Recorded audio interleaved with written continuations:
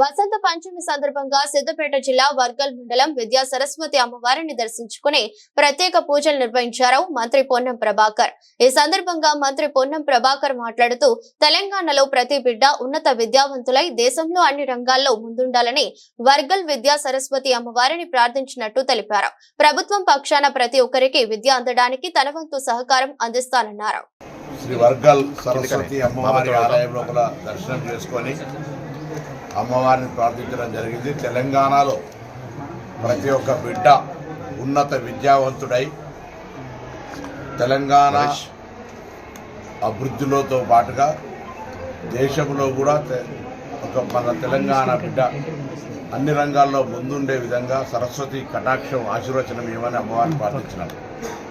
ప్రభుత్వం పక్షాన కూడా విద్యా వ్యవస్థను మెరుగుపరచడానికి ప్రతి ఒక్కరికి విద్య అందడానికి అన్ని రకాల ఏర్పాట్లను చేస్తూ ఉన్నాం.